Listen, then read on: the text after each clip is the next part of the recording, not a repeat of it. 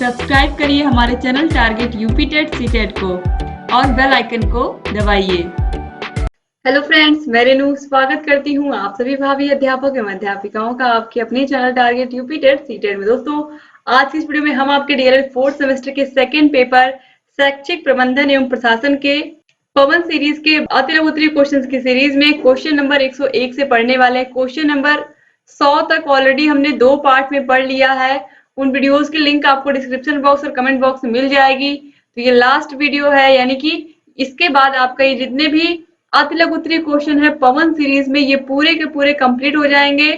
और आप लोगों को पता है कि फर्स्ट पेपर भी मैंने पूरा पढ़ा दिया है, बहुविकल्पी क्वेश्चंस पवन सीरीज के भी राजन सीरीज के भी। इसी प्रकार से आपके साइंस में पवन राजन दोनों पढ़ा दिया है, बहुविकल्पी और अति लघु उत्तरीय दोनों ही पढ़ा दिए हैं साइंस के भी। और इसमें भी आपके बहुविकल्पी और अति लघु उत्तरीय सारे के सारे दोनों ही सीरीज के कंप्लीट हो जाएंगे इस वीडियो को पढ़ाने के बाद। तो आप लोग अपनी तैयारी को अगर बेहतर करना चाहते हैं तो आप लोग सभी वीडियोस को देखिए। मैंने क्लासेस भी ली हैं, आपको पता है, जिन प्रशिक्षुओं ने शुरू से पढ़ाई की है उन्हें पता है कि मैंने हर एक विषय को अपने हाथों से हैंड रिटन नोट्स में आप लोगों के लिए पढ़ाया है, ताकि आप लोगों के लिए सारे सब्जेक्ट बहुत ईजी हो जाएं और आसानी से आप लोग अच्छे से पढ़ करके एग्जाम में अच्छा स्कोर कर लें। दोस्तों, आप सभी विषयों की लिंक डिस्क्रिप्शन बॉक्स और कमेंट बॉक्स में मिल जाएगी। अब चलिए यहाँ पर हम देखते हैं क्वेश्चन नंबर 101 से। क्वेश्चन नंबर 101 है, शैक्षिक भ्रमण का महत्व बताइए। तो भ्रमण के अभाव में शिक्षा बुनियादी अनुभवों से दूर हो जाती है। इतिहास, भूगोल, विज्ञान आदि में भ्रमण अत्यंत आवश्यक या महत्वपूर्ण होता है। दोस्तों, यहाँ पर कहा गया है कि जो शैक्षिक भ्रमण होता है, यानी कि बच्चों को साल में 2 बार 3 बार टूर लेकर के जाया जाता है, बच्चों का पिकनिक, या फिर बच्चों को ऐसी जगहों पर भ्रमण कराया जाता है जहाँ जो उनके सिलेबस में जो चीजें दी होती हैं, ऐसी चीजें जो उनके सिलेबस में होती हैं। दोस्तों, यहाँ पर आप एक चीज ध्यान रखनी है कि जो शैक्षिक भ्रमण होता है, इसमें इसको हम टूर भी कहते हैं, इसको हम पिकनिक की तरह भी कह सकते हैं। और इसमें साल में 1 या 2 बार मैक्सिमम, अगर खासकर प्राइमरी स्कूल की हम बात करें तो आसपास की जगहों पर शिक्षक ले जाते हैं, ऐसी जगह पर जहां बच्चों को कुछ नॉलेज मिले या उनके सिलेबस में जो चीजें हैं उनको दिखाया जाए। तो ये सब बातें आप ध्यान रखिएगा शैक्षिक भ्रमण के अंतर्गत, क्योंकि 2016 में ये क्वेश्चन पूछा गया है, तो ये क्वेश्चन इंपॉर्टेंट है। इसके बाद क्वेश्चन नंबर 102 है, खेल कूद से बच्चों में किन किन पक्षों का विकास होता है। तो शारीरिक, मानसिक, चारित्रिक, सामाजिक, राष्ट्रीयता, इन सभी का विकास होता है। इसीलिए खेल बहुत जरूरी है बच्चों के लिए। 2016 में ये क्वेश्चन पूछा गया है। इसके बाद क्वेश्चन नंबर 103 है, शिक्षकों से संबंधित पंजिकाओं के नाम लिखिए। तो शिक्षकों या अध्यापकों की उपस्थिति रजिस्टर, फिर वेतन register, mid day meal register, सेवा पुस्तिका, पत्र व्यवहार रजिस्टर आदि। क्वेश्चन नंबर 104 है, वित्तीय अभिलेख कौन कौन से हैं। तो कैश बुक, शुल्क एकत्रीकरण रजिस्टर, वेतन भुगतान, रख रखाव, मिड डे मील आदि।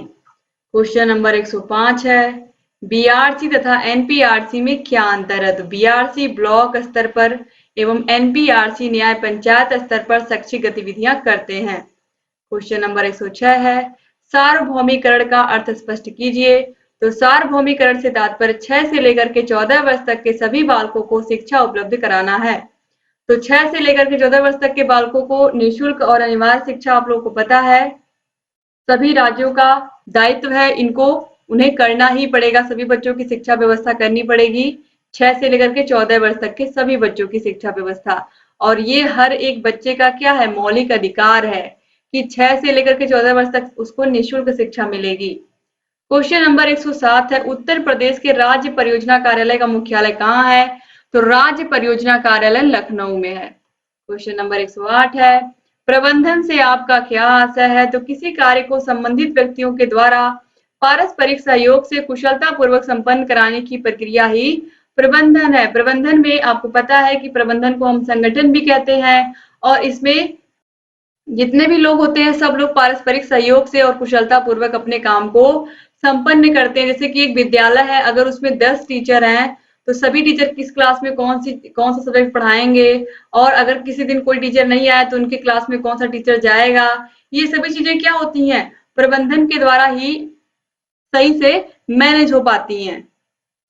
अब देखिए इसके बाद क्वेश्चन नंबर 109 है, कक्षा शिक्षण हेतु अति आवश्यक सामग्रियों का उल्लेख करिए। तो कक्षा में पढ़ाने के लिए एक शिक्षक को किस किन चीजों की जरूरत होती है।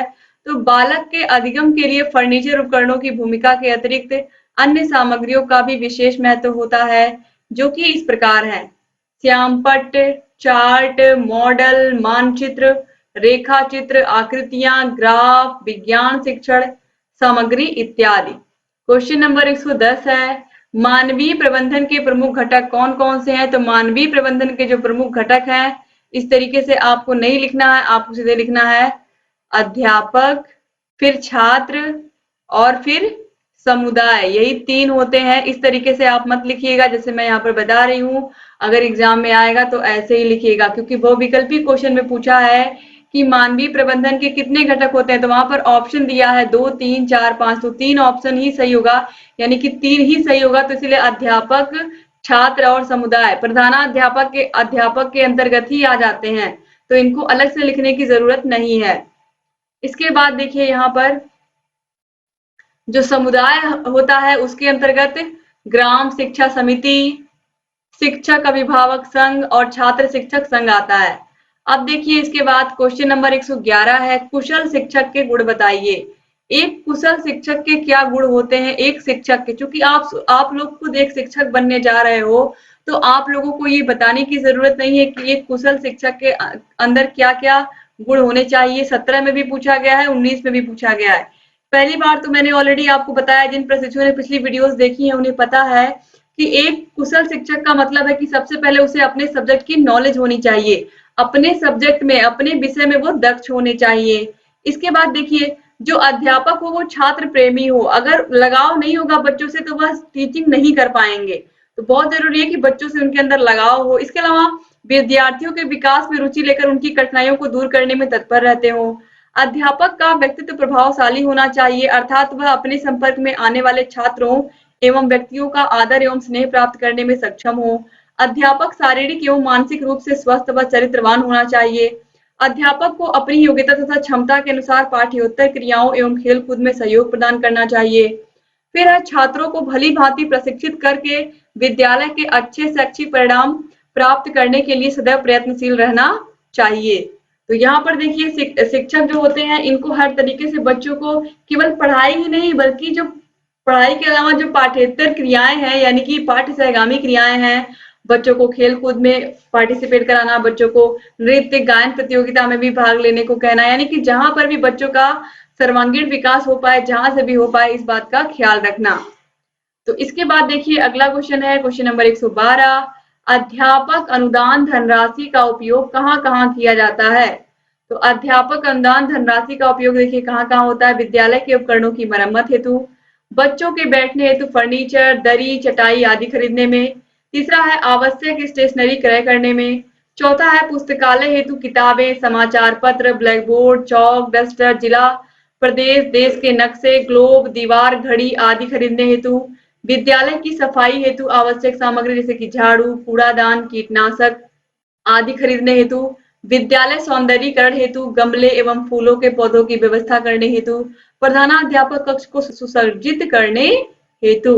तो ये सभी चीजें याद रखिएगा कि हम कहाँ कहाँ उपयोग कर सकते हैं। स्कूल में जो अध्यापक अनुदान धनराशि होती है, इसको हम कक्षा को और सजाने में, यानी कि स्कूल में जो भी चीजें नहीं है, ब्लैक बोर्ड, चौक, डस्टर, इसके अलावा साफ सफाई की जो सामग्री नहीं है, झाड़ू, कूड़ादान, कीटनाशक, इसके अलावा विद्यालय का सौंदर्यीकरण, विद्यालय में गमले, फूलों आदि की व्यवस्था करना, ये सभी चीजें अध्यापक अनुदान धनराशि के अंतर्गत आती हैं। इसके बाद क्वेश्चन नंबर 113 है, पाठ्य पुस्तकों की क्या विशेषताएं होनी चाहिए? तो पाठ्य पुस्तकों की निम्न विशेषताएं होनी चाहिए। पहला है चित्र रंगीन और आकर्षक होने चाहिए। दूसरा है पाठ्य वस्तु सुस्पष्ट बोलचाल की भाषा में हो। तीसरा है बच्चों को अपने आप सीखने के अवसर हो।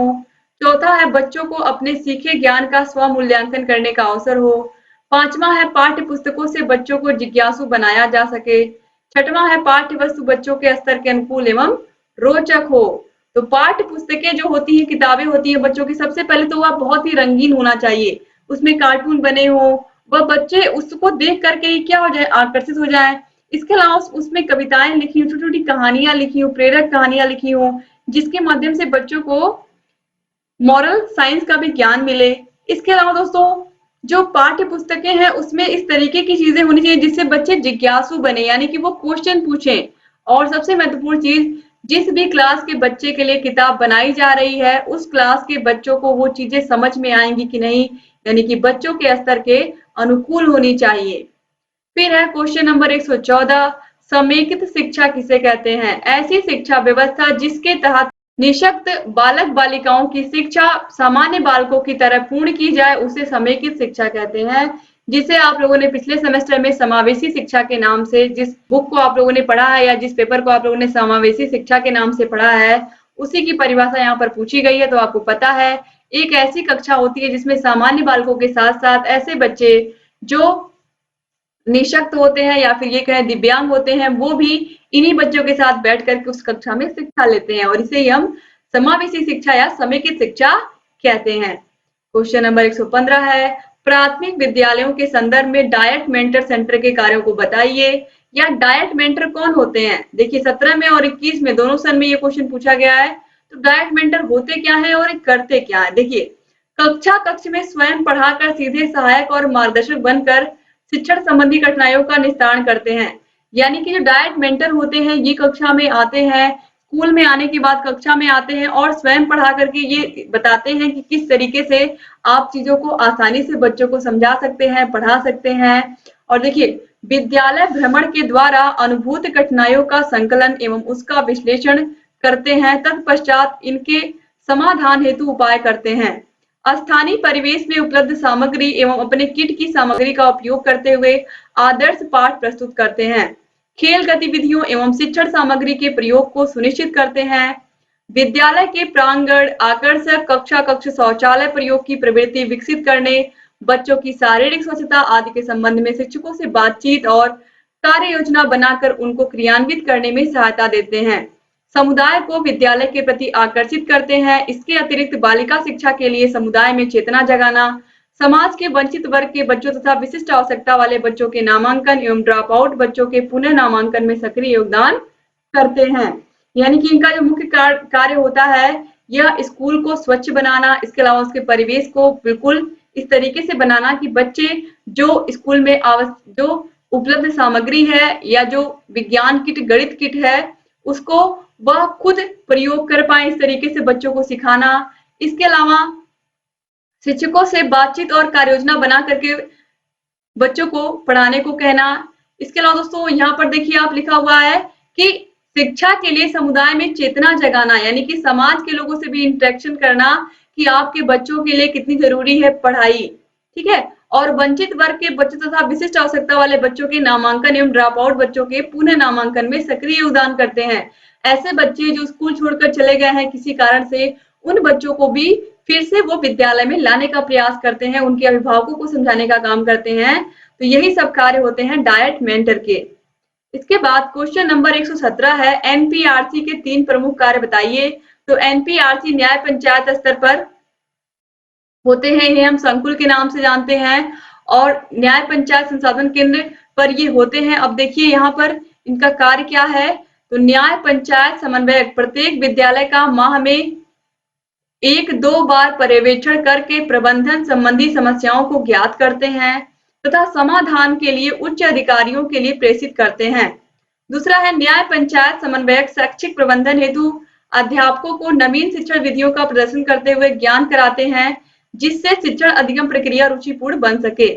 फिर है, न्याय पंचायत समन्वयक विद्यालय भवन की स्थिति एवं उसके लिए अनुमानित धन की आवश्यकता की सूचना अपने उच्च अधिकारियों को देते हैं। दोस्तों अब इसके बाद हम देखेंगे क्वेश्चन नंबर 118, खेल कूद के प्रमुख सिद्धांत कौन कौन से हैं। तो देखिए, खेल कूद के प्रमुख सिद्धांत में पहला है कि प्रत्येक छात्र को खेल कूद का अवसर दिया जाए, हर एक बच्चे को खेल कूद का अवसर मिलना चाहिए। दूसरा है, खेल कूद पर कुछ ही छात्रों का एकाधिकार न होने देना, यानी कि आपकी कक्षा में अगर 30 बच्चे हैं तो 10 बच्चे ऐसे हैं जो बहुत सक्रिय हैं खेल में, और बार बार जब भी आप खेल खिलाते हो वही बच्चे खेलते हैं। तो ऐसा नहीं होना चाहिए।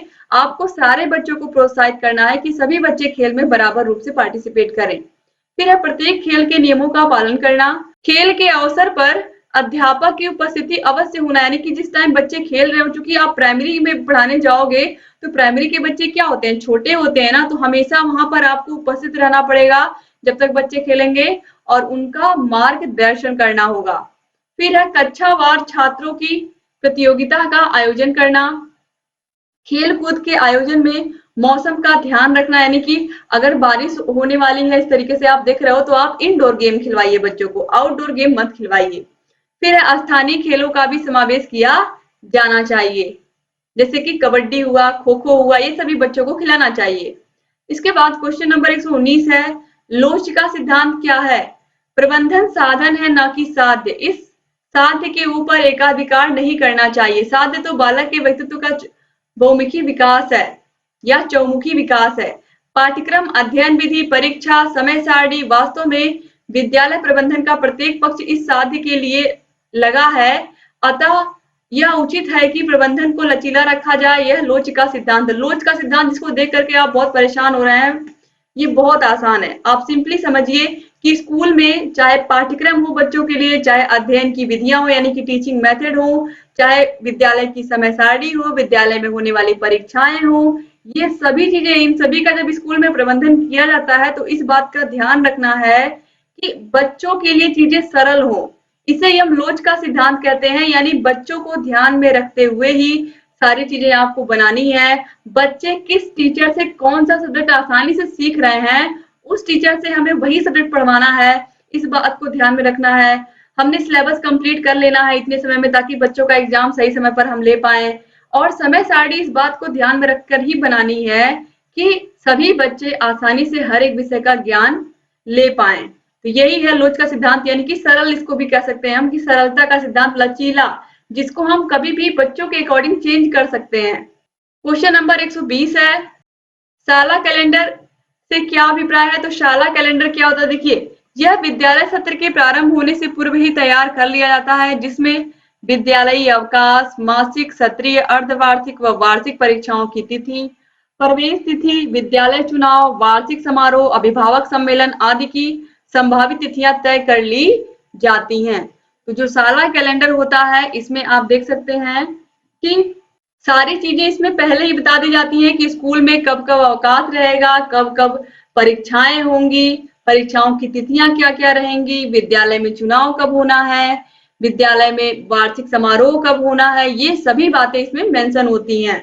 तो इसे हम साला कैलेंडर या विद्यालय का कैलेंडर कहते हैं। 2018 में क्वेश्चन पूछा गया है। क्वेश्चन नंबर 121 है, अच्छे वाचनालय की दो विशेषताएं बताइए। वाचनालय का मतलब पुस्तकालय है, आप कंफ्यूज मत होइएगा, ठीक है। तो चलिए यहाँ पर हम देख लेते हैं। वाचनालय का स्थान शांत, सुसज्जित तथा आरामदेह होना चाहिए। वाचनालय में प्रकाश एवं वायु संचरण की उचित व्यवस्था होनी चाहिए। क्वेश्चन नंबर 122 है, पाठ्य सहगामी क्रियाकलापों के 4 उद्देश्य लिखिए। तो प्रमुख उद्देश्य हैं शारीरिक विकास, संवेगात्मक विकास, राष्ट्रीयता की भावना का विकास, बौद्धिक विकास, सामाजिक विकास, सांस्कृतिक विकास, जनतांत्रिक भावना का विकास, बच्चों के व्यक्तित्व का सर्वांगीण विकास। क्वेश्चन नंबर 123 है, प्रबंधन के प्रमुख घटकों का नाम उल्लेख करिए। तो प्रबंधन के प्रमुख घटक हैं शिक्षा के विकास का लक्ष्य, नियोजन के कार्यक्रम, कार्यक्रमों की व्यवस्था करना और प्रबंधन के कार्यों का आकलन करना। क्वेश्चन नंबर 124 है, शिक्षक संदर्शिका के कोई 2 लाभ बताइए। तो शिक्षक संदर्शिका में पाठ्य पुस्तक के प्रत्येक पृष्ठ की पाठ्य सामग्री को सम्मिलित किया गया है, इससे पढ़ाने में आसानी होती है। दूसरा है, प्रत्येक पाठ के अंत में आपके लिए स्पेस बॉक्स दिया जाता है, जिसमें अध्यापक स्वयं नवीन विधियां लिखते हैं। प्रारंभ में सामान्य जानकारी शीर्षक के अंतर्गत विस्तार से शिक्षण युक्तियां, प्रयोग में अपनाई जाने वाली सावधानियां एवं स्वयं करके सीखने का अवसर मिलता है। क्वेश्चन नंबर 125 है, जिला शिक्षा एवं प्रशिक्षण संस्थानों की स्थापना का मुख्य उद्देश्य लिखिए। तो इनकी स्थापना का उद्देश्य संपूर्ण राष्ट्र के लिए एक समान शिक्षा की संकल्पना है। राष्ट्रीय शिक्षा नीति का मानना है कि शिक्षा का एक समान ढांचा हो तथा सभी के लिए शिक्षा तथा प्रगति के समान अवसर उपलब्ध हो तथा उपलब्धि स्तर में समानता लाने के लिए न्यूनतम अधिगम स्तर का समावेश हो। क्वेश्चन नंबर 126 है, सफल नेतृत्वकर्ता के 2 प्रमुख गुण लिखिए। तो नेतृत्वकर्ता के प्रमुख गुणों में प्रथम है कार्यकर्ताओं के साथ एक रूपता की भावना। नेतृत्व के लिए यह आवश्यक है कि वह किन व्यक्तियों के साथ काम कर रहा है, उनमें समरूपता स्थापित करें। दूसरा है कि समूह के सदस्यों की संतुष्टि। नेता जिस भी समूह के सदस्यों का नेतृत्व कर रहा है, वह जितने संतुष्ट होंगे उतना ही उसका सफल नेतृत्व होगा। इसके बाद यहाँ पर क्वेश्चन नंबर 127 है, विद्यालय परिसर में पर्यावरण संरक्षण हेतु आप क्या कर रहे हैं? तो यहाँ पर देखिए, विद्यालय भवन व इसके आसपास वृक्ष लगाना चाहिए।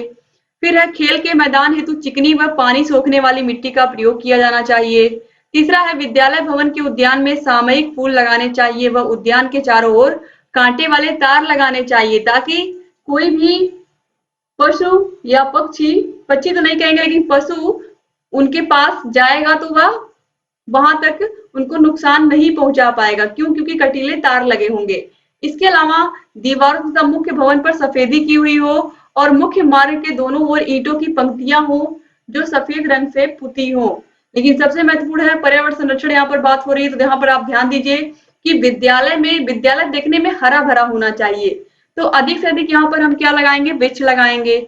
और जो खेल के मैदान है तो चिकनी व पानी सोखने वाली मिट्टी का प्रयोग करेंगे, ताकि अगर बारिश भी हो तो जल्दी से वहां पर पानी क्या हो, पानी वहां से हट जाए, या पानी धरती क्या कर लेगी, उसको खींच लेगी, क्योंकि वह क्या चिकनी मिट्टी या पानी सूखने वाली मिट्टी है।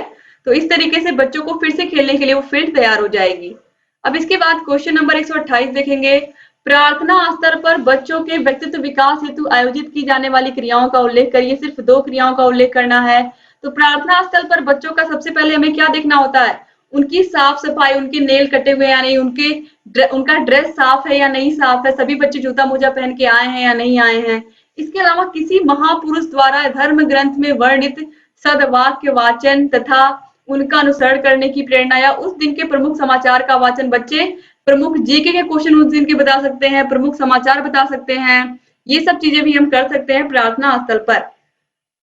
इसके बाद आपको पता ही है कि हम बच्चों को व्यायाम करा सकते हैं, योगासन करा सकते हैं, ये सभी क्या है? व्यक्तित्व विकास के लिए महत्वपूर्ण पहलू है।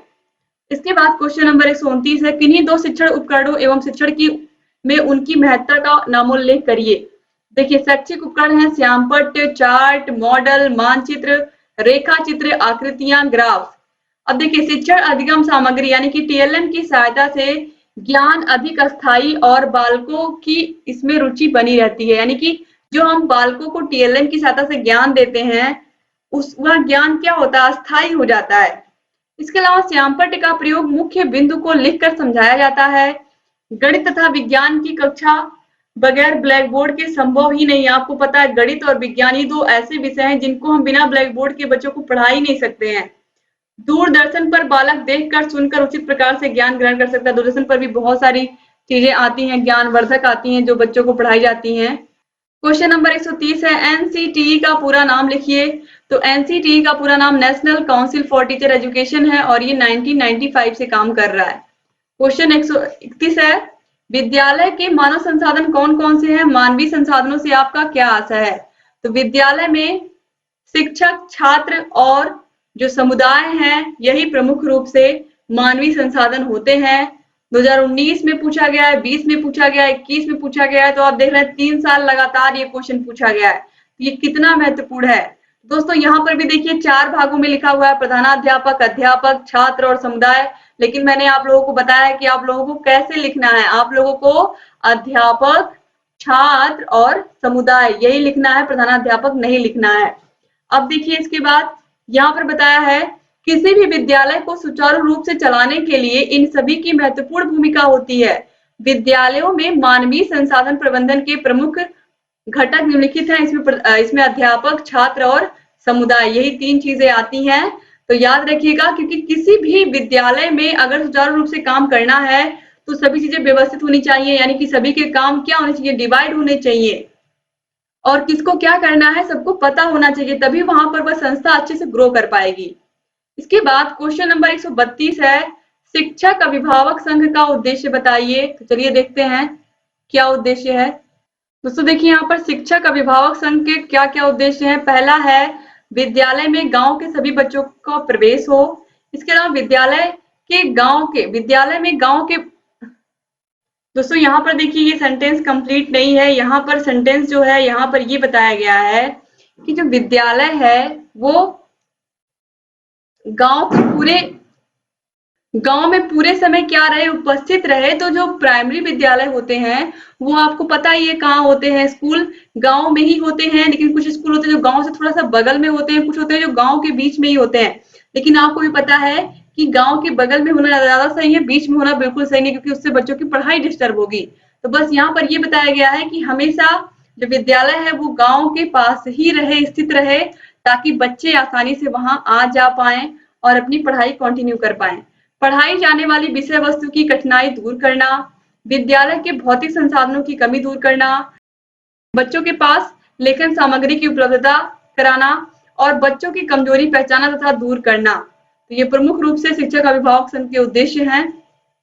तो इस तरीके से जो शिक्षक अभिभावक संघ होता है, क्योंकि अभिभावकों को पूरा अधिकार ये जानने का कि बच्चे किस तरीके से स्कूल में पढ़ रहे हैं, क्या कर रहे हैं, क्या नहीं कर रहे हैं, और शिक्षकों को भी ये जानने का पूरा अधिकार है कि बच्चों पर ध्यान दिया जा रहा है कि नहीं, क्योंकि बच्चा तो स्कूल में केवल 6 घंटे होता है ना, बाकी पूरा टाइम तो अपने माता पिता के पास होता है। तो इसलिए एक शिक्षक का दायित्व है कि वो बच्चे के बारे में हर चीज जाने, बच्चा किस विषय में अच्छा है और उसके अंदर और कौन से टैलेंट है।